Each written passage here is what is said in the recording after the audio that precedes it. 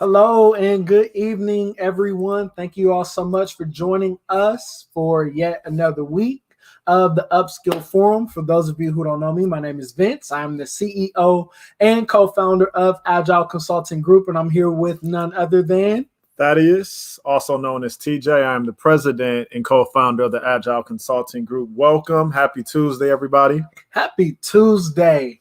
I'm so glad that it is Tuesday.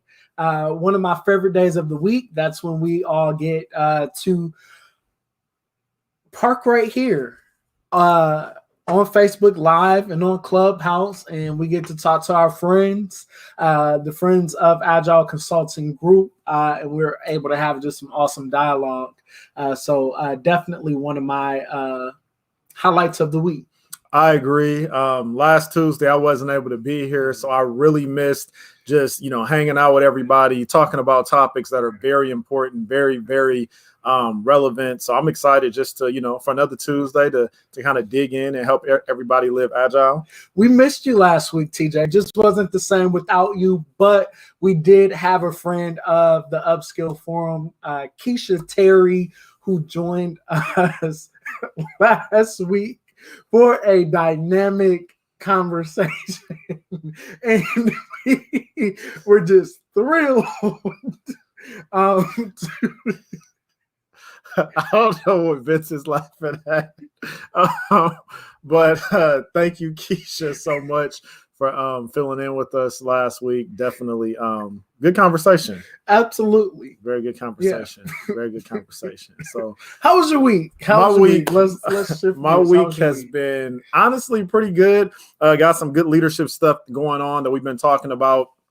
And in my secular role that I serve in, and then also just enjoying life. Monday was good. It was President's Day, so was able to celebrate the leadership of our country, and then also really just having a good day today. It's a lot of snow outside here in Wisconsin, and it's like just getting like higher and higher mountains of snow. So it's kind of crazy. I'm like, is the snow ever going to melt? I was actually talking with Vince the other day about it, and he was like, it seems like it just keeps snowing. I'm like, no, the snow just it's not going anywhere. It seems like it's about the same amount of snow to me as normal, but it's like so much more. Yeah. No, I get it. It's actually overwhelming. For those of you who are just joining us, my name is Vince. I'm the CEO and co-founder of Agile Consulting Group. And this is our president, TJ. He's also the co-founder of Agile Consulting Group. For those of you that are just coming in, make sure that you start your watch party. Go ahead and share this video with your network. For those of you who are watching on, listening in on Clubhouse, please ping someone to join in to the room, because tonight we're going to be discussing remaining relevant in a competitive workforce. And the workforce is more competitive now than it has ever been before. And that is unfortunately due to compliments of the pandemic that we are currently in, which has unfortunately caused some companies to have to close, to scale back on budgets to prevent from closing, where they had to let go of talent and tenured talent, and individuals that have worked with these companies for X amount of years. But that's been part of the driving force of the competitive employment market as of right now. No, I agree with that. And when you think about the topic, remaining relevant and competitive, not really only just in the workplace, how do you remain relevant and competitive just even in your day-to-day life, the value that you add every day? So I'm excited just to talk about it and really just dig deep. Yeah. And we always like to kick off with the inspirational quote. TJ picked this one out for this week, so I'll have you go ahead and share with our viewers what that quote is. So individuals that solely focus on the competition will die, but those that focus on value and creation will thrive. So when you think about that quote, it honestly adds so much value. If you only just think about the competition competition is always change, right? But when you think about the value that you add every day to every interaction, I thought it was a very beneficial quote, because you honestly will thrive. If you can focus on what's most important, focus on the big picture, you'll never go wrong. Absolutely. Excellent quote. Thanks so much for choosing that one. It actually put a lot on my mind, just as I thought about the quote, because even when we think about customer service or how we set ourselves apart, there are so many different individuals that are in the same exact industries that we're in, that do exactly what we do. But how do you stand out, amongst the crowd? And the secret ingredient is you. How do you add value? And if you don't know how you add value, that's definitely something that we want you to take a moment to sit back and reflect about. How do you add value to your company? If your boss called you into the office tomorrow morning and they said, we're letting people go today, whoever can provide us with the best value statement gets to keep their job, and they tell you, go, will you be able to answer that question? And would you be able to answer that question without hesitation and knowing truly the value that you bring to the team? I think about this every day, because it is such a competitive workforce. I'm always thinking, Vince, what value are you bringing to this company? If you are in a position and, someone of in authority, were to ask you, what value do you bring to this company? I need to be able to answer that. No, I agree with you, Vince, 100%. I was actually helping my godson with his homework today, and the question that he had was, what makes you special? And I looked at him and he said, I don't know.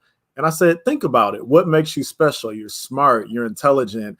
You know how to play the drums. There's a lot of things that make you special. What are you bringing to the table every single day? Again, whether it's at work, whether it's in your personal life, what makes Thaddeus Thaddeus? What makes Vince Vince? What makes you special? What value are you adding? And when you think about that, so many times we are okay with the status quo, right? We're okay with doing the same thing every day, kind of being that robot. But really, you have to think outside the box. And I've been talking a lot, even at work, about kind of what Vince just said. What sets you apart? How many of you will drive past that McDonald's that's right on the corner by your job or right by your house because you know that the service is not going to be good? You already know that your food is going to be cold, but you'll drive an extra 10 minutes to that other McDonald's or wherever it is that you're going because you know that the service is going to be 100% better. What are you doing that's different? Is it that smile that you bring every day?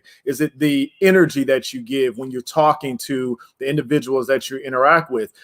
People have choices. And when you think about that, all of us are replaceable, right? Replaceable in the sense that somebody else can come in and do your job. You yourself, no, you're not replaceable, but you want to add just that much value that they're saying, look, I can't do this without a Thaddeus. I can't do this without a Vincent. I need them on my team. I was literally talking to a brother just the other day, and he told me that he had his review, and his manager said, we are so happy that we have you here, and I don't want you to go anywhere.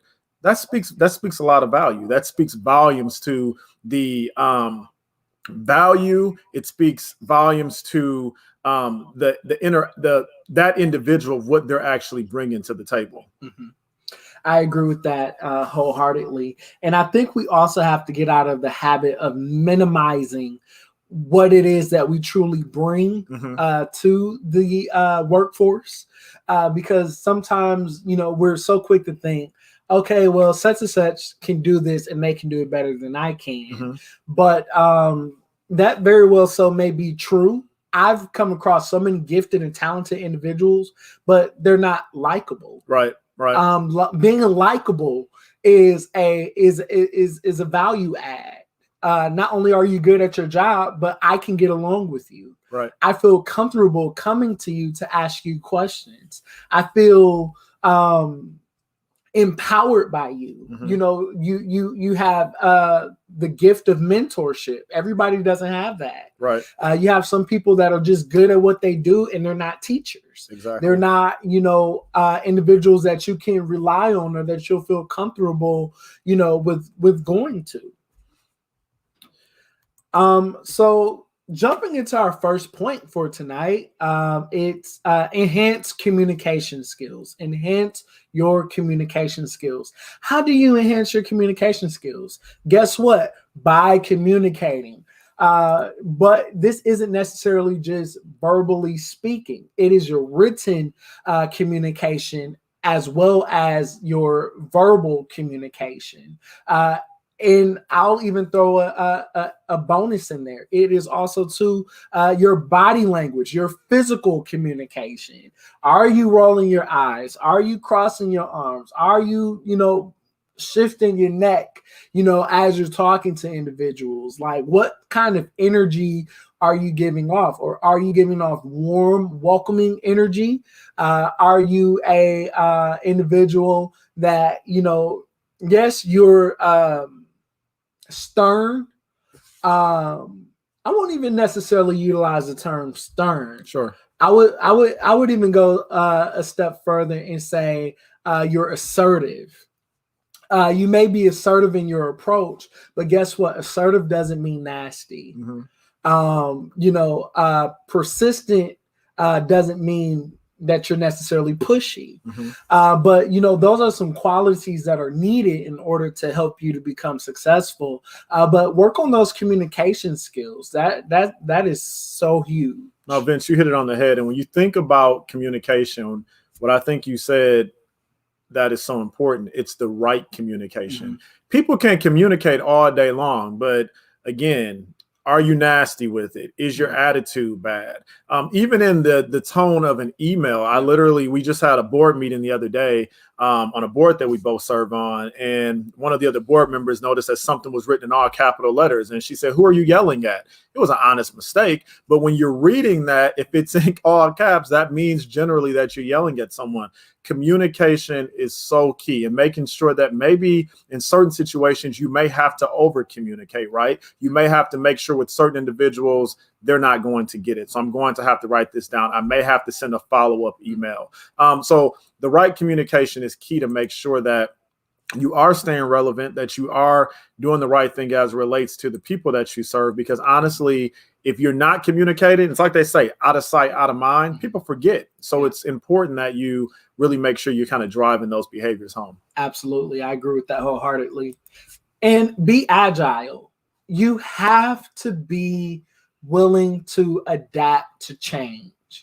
You have to be willing to adapt to change. The key word in that is willing.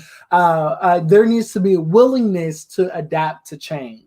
It's not that we can't change. The question is, are we willing to? That's good. When you have a willingness to adapt to change, then that attracts more clients your way, more employers your way, because things are ever changing.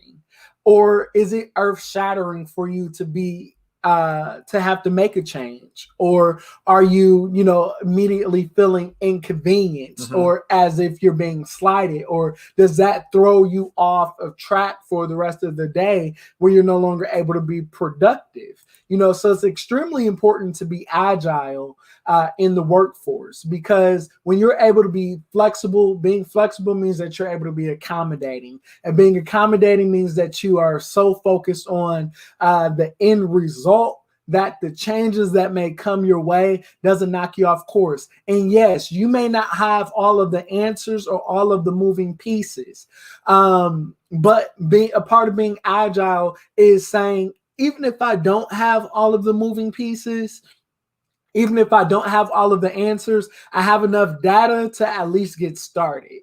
And sometimes that's how we even create different policies, procedures, opportunities, is by being agile. We may not have all the answers right now, but I guarantee you, as we're continue to work through this and our commitments align, we are sure to get to that end result. No, absolutely. You have to be willing to step out of your comfort zone. Be okay with being uncomfortable.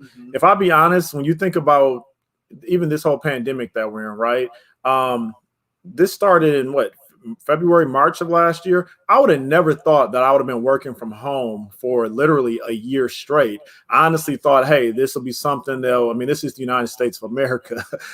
They would have figured out something by now and we'd be back to normal. But so many things had to change. And honestly, we should be taking notes over this last 365 days of how we can improve our processes. How can things change? How can I be a better employee? And we can take this even a step further. Maybe you don't work in corporate America. How can you even be a better person, even in your personal relationship with the people that you talk to, with the people that you work with the people that you serve? It may be your spouse. If you think about how important change is, things should never be the same. If you surround yourself with individuals that are okay with things always being the same, you're doing yourself a disservice, my friend. We have to be okay with change. You have to be okay with understanding that things shouldn't always be the same. I'm even in a position right now where I'm like, things have to change. Things have to get better. We have to learn how to be agile. Being agile is more than accepting really just the status quo of how things are currently, but really understanding that, yes, I'm okay with doing things that are out of my comfort zone. That's the value that you add, and knowing that, hey, I can call Vince at the drop of a dime. And even though maybe he's not 100% comfortable, we'll figure it out. We'll adapt. Let's try it. Even with some of the strategies that we've done, even with our business for this year, it puts us in a little bit more of an uncomfortable place, but you have to be okay with stepping outside of the boat. Yes, you may get a little wet, right? But you have that life jacket knowing that you won't drown. Be okay with change. Absolutely. And change is so important. And it's not always something that should be looked at necessarily as a bad thing, because it's in that change where we're able to grow. Another thing is be a team player and a leader. I can't stress this one enough. I've had some amazing employees, but guess what? They were not team players at all whatsoever. And one time I had a conversation with one of my direct reports, and I told her, when you don't act as a team player, nobody wins. You're so focused on your own production that you're overshadowing your overall goal, which is to be in leadership. Leaders make sure that their team is good before, themselves. And for her, it was all about me, me, me, me, me. And it was a her show. And I told her, I said, you want to be a leader? I said, but everything is about you. Mm-hmm. You need to be a team player. If you only can focus on yourself and how this is going to benefit you, how it's going to impact you, then you're not cut out for leadership. Mm-hmm. But TJ and I also had a conversation just the other day about leadership. You could be a good leader or you could be a bad leader. Which one are you? Which one are you? Take your pick. You can use your leadership abilities for good and, influence people to be better, or you can use it for evil and knock people off course. No, I agree with that. And being a team player and being a leader is really so important. How many individuals do you work with and all you hear is I? I mean, I have a guy working right now and everything is about him. And my friend, it's not all about you.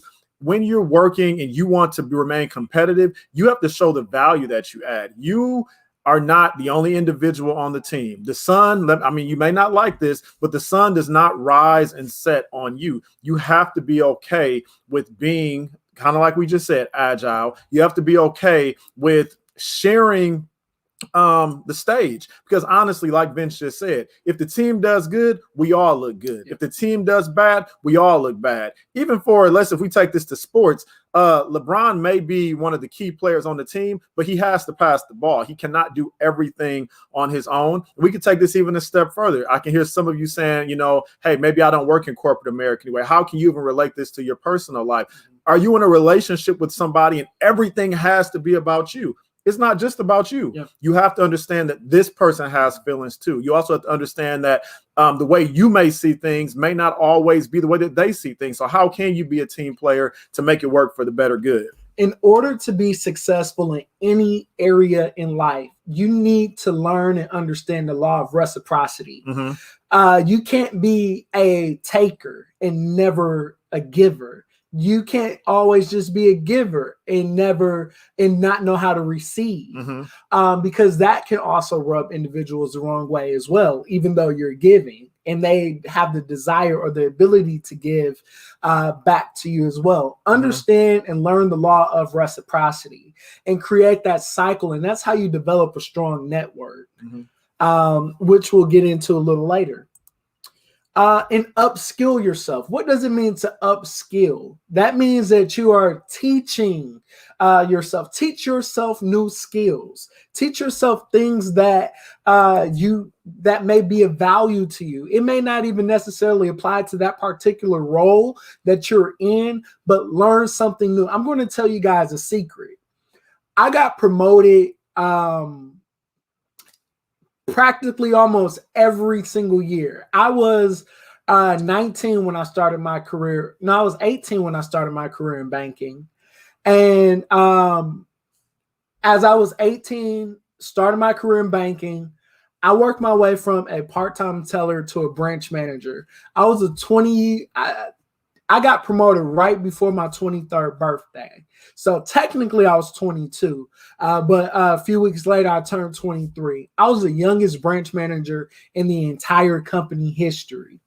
And I was the youngest branch manager, one, because I remained approachable, and two, I remained coachable, and three, I upskilled myself. There were things I was doing on my job that I was not getting paid for, but I knew that those were the skill sets that I needed to get to where I wanted to go. And because I had a clear vision on where I was headed and where I wanted to go, guess what? Opportunity came up, Vince is up next. Another opportunity up, Vince is up next. Another opportunity up, Vince is up next. Prior to that, though, I applied for 5 different roles and I got denied for every single last one of them. And I was so frustrated, and it was actually very discouraging. But you know what I did? I upskilled myself. I started asking individuals that were in roles that I aspired to be in to teach me how to do some of the things that they were doing, so that when it was time for promotion, I can legitimately add this to my resume. I got a co-signer. Yes, I do this. Yes, I did this. And yes, this is why this opportunity should come to me. And I surpassed people with their MBAs. I've surpassed people in my career who had more years in experience in banking than I did. But guess what? They didn't have the skills that I had, but I was able to work and do some of these things without pay. Not everything, but those things that, was necessary for me to grow. I did those things without pay. And guess what? It paid off in the long run. And now you have a little 22-year-old managing individuals with MBAs, bachelor's degrees. And mind you, at the time, I had no degree at all. All I had was me and God. That was it. But I'm managing people with MBAs, with 18, 19, 20 years of banking experience. And it wasn't easy. They gave me hell. And they made sure of it every single day. But guess what? I triumphed it. I learned from it. I even got upskilled even more. I took a leadership cohort, which lasted over a course of a year to enhance my leadership skills. And I knew how to handle those people. No, that's really good, Vince. And a lot of things that you keyed on shares that, I shouldn't say shares, but shows your drive for success, your drive for results. You don't know everything. Thad doesn't know everything. We don't know everything. So you have to continue to sharpen yourself. Time stops for nobody, right? And as the clock keeps going, there's going to continue to be enhancements that are constantly made. I work in banking. When you think about working in banking, there's processes and procedures that are constantly changing. There are federal regulations that are constantly changing. We have to be okay with that. And when I say be okay with that, you have to understand and really be kept up to speed with the changes that are happening. Get a book. It's okay to read. stay in the news. It's okay to continue to sharpen yourself, and don't be that individual when you're asked to do something that's not within your job description. You automatically say, "That ain't my job." It doesn't matter if it's not your job. If you got somebody that's asking you to do it, learn how to do it. You're adding value. I was just talking to somebody the other day, and they were telling me, "Oh my gosh, I got to do X, Y, and Z. I learned how to do this one thing, and now my manager's asking me to continue to do it." I said, "That's job security, my friend." Many people are losing their jobs right now, but because you chose to learn how to do more than the norm, look at where you are now. So really thinking about that and really understanding it is good to do more than just what your job description is. Learn more, read more, get in the book, take additional cohorts. And a lot of this stuff is free. There is so many free resources out there that you are able to take advantage of, and you don't have to pay for it. And imagine what your employer will be willing to pay for you as well. A lot of employers offer tuition reimbursement for you to further your education. If they're willing to make an investment into your college education and your college career, guess what? If you are able to find different trainings and things of that sort, that is going to help you be a better employee and to add more value to the existing company that you're with. I've seen so many companies pay for different employees to get flew out to different states to attend trainings, and they paid for the room and board. They paid, for their meals. They paid, for the flight and different things like that, because they believe in that employee, and they believe that, okay, I'm going to make this investment in them because they're a vested individual in this company, and they're going to come back and bring whatever knowledge it is that, that they obtained while they were out in the field. Absolutely. And stay social. Stop. I know you may be an introvert. I know you may, get shy around other individuals, but guess what? You have something to offer. You have something to bring to the table. I'm going to share with you all another secret. We're dropping so many gems tonight, TJ. I don't even know if they're fully even digesting just the information that we're handing out tonight for free. But another gem, when we're talking staying social, understand in order to have a network, you need to have something that you bring to the table. All right. You need to know what you bring to the table. What is your connection? What is your value add? What would attract that individual of influence to you?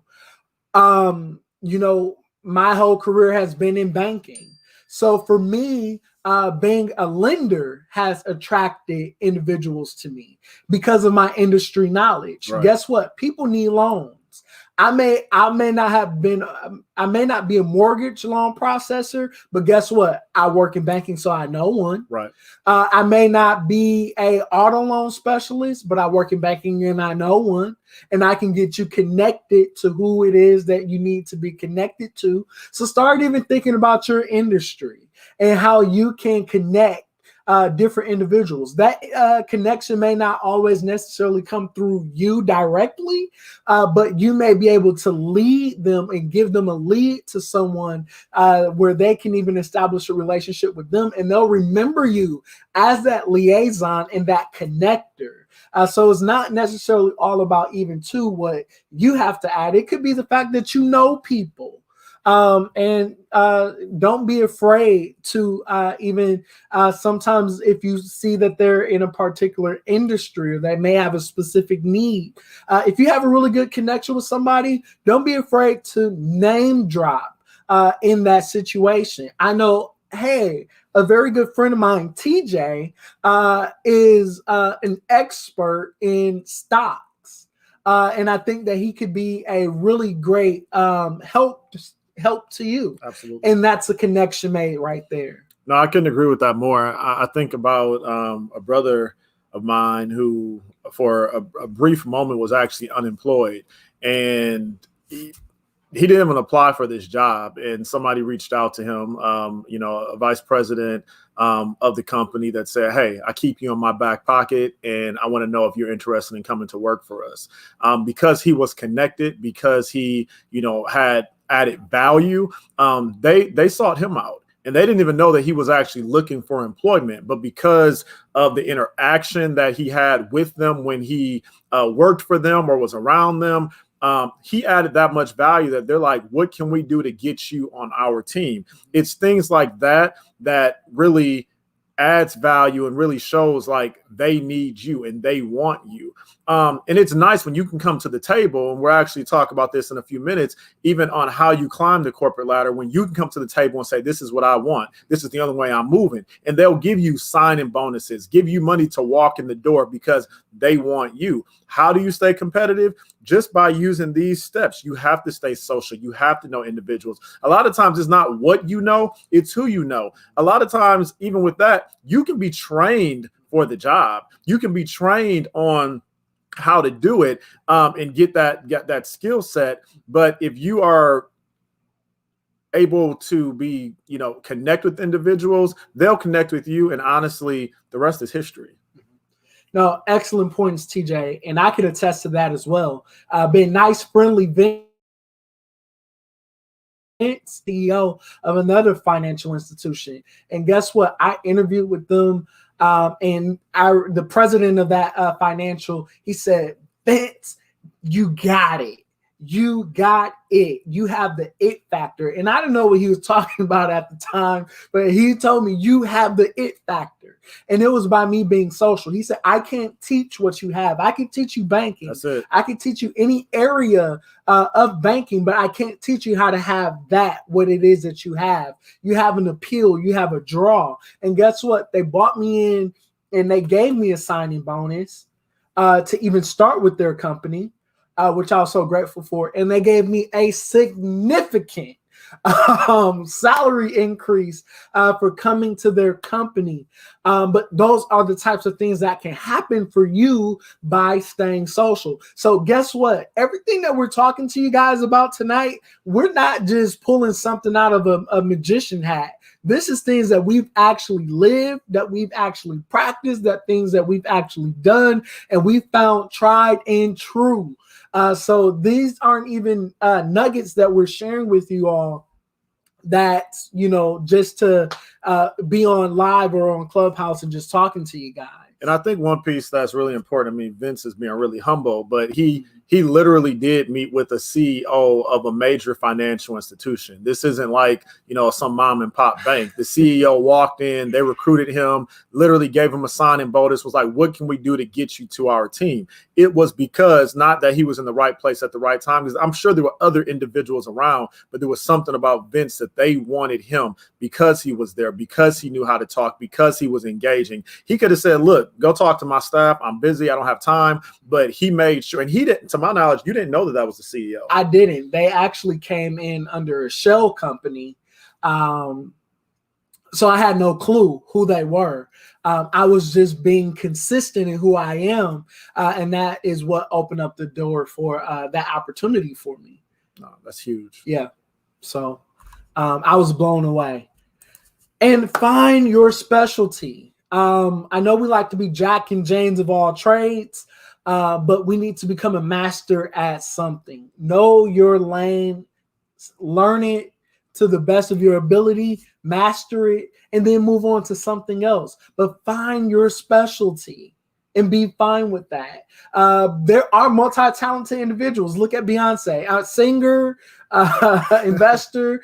Now she has the Ivy Park. I know she owns quite a bit of real estate and different things like that. Wonderful. But guess what? Before she moved on to those things, Beyonce mastered being an excellent entertainer. That was her first line of duty. And after she mastered that, she went on to expand her portfolio. I agree. You hit it on the head, Vince. And then focus on the big picture. Don't just focus on the now, but focus on what is ahead.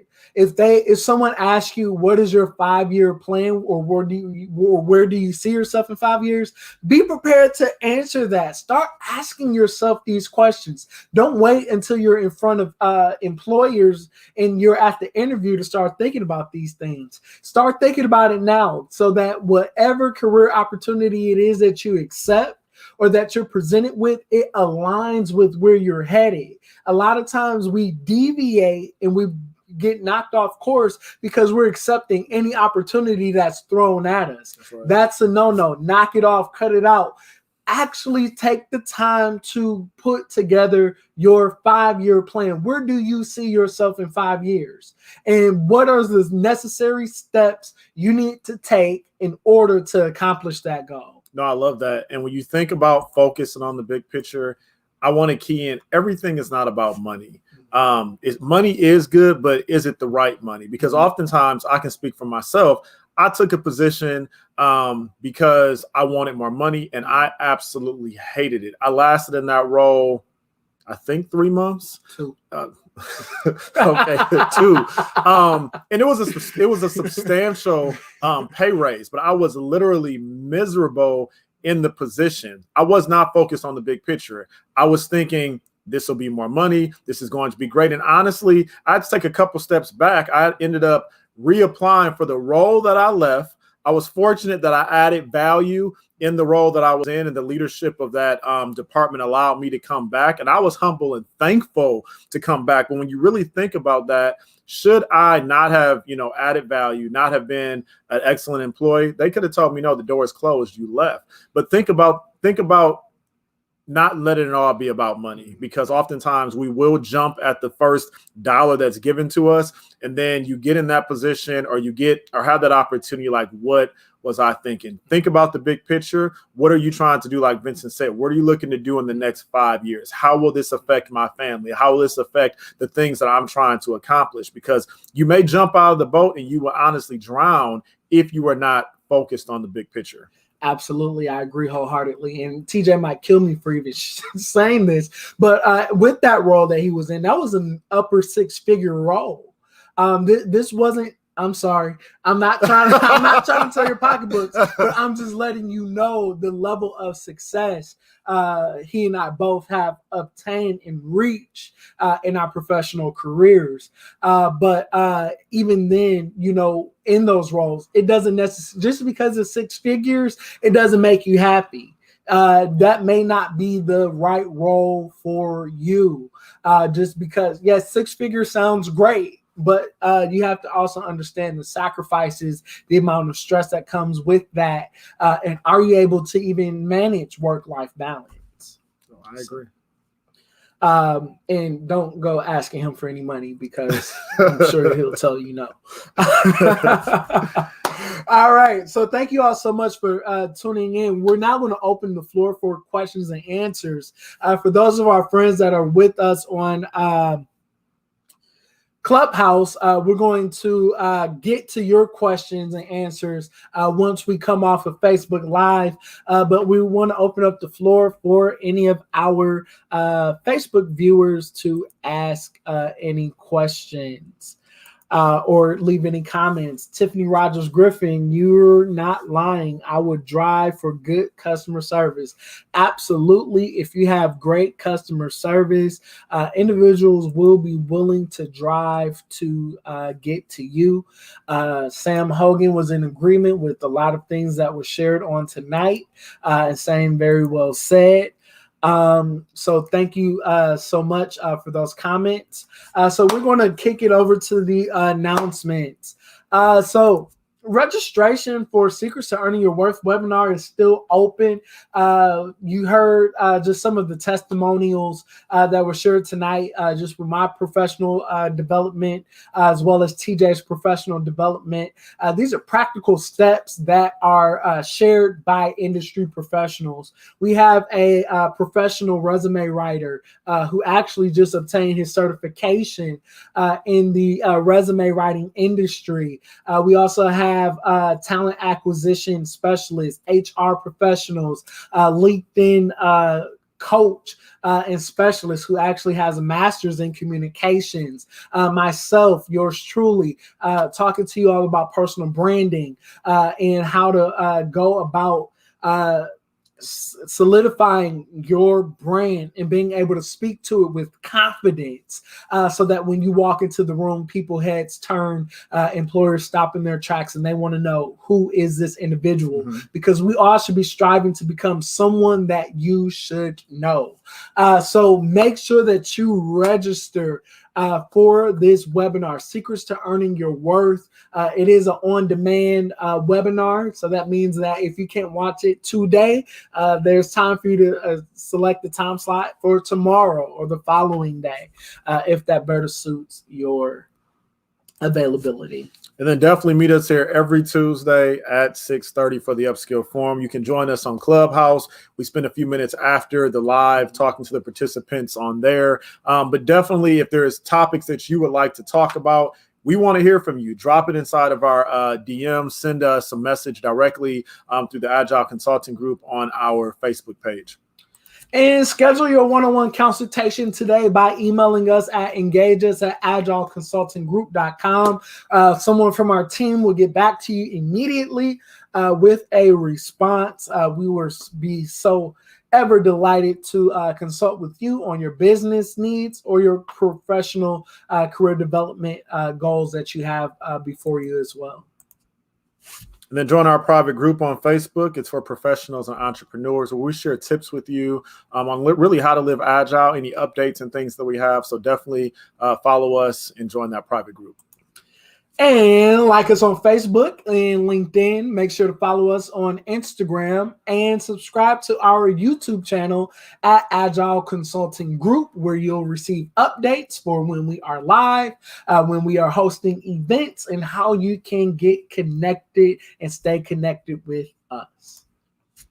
All right, folks. So that's all we got for tonight. Thank you all so much for joining us for tonight's discussion around remaining relevant in a competitive workforce. So tonight we've learned to enhance our communication skills, to be agile, be a team player and leader, upskill yourself, stay social, find your specialty, and focus on the big picture. All right, so that's all we have for you guys tonight. Thank you all so much for tuning in. And as we end each and every last one of our episodes of the Upskill Forum, live agile, work agile, and succeed agile. Until next time, we're still hanging out on Clubhouse until 7:30, so be sure to join us there. Take care.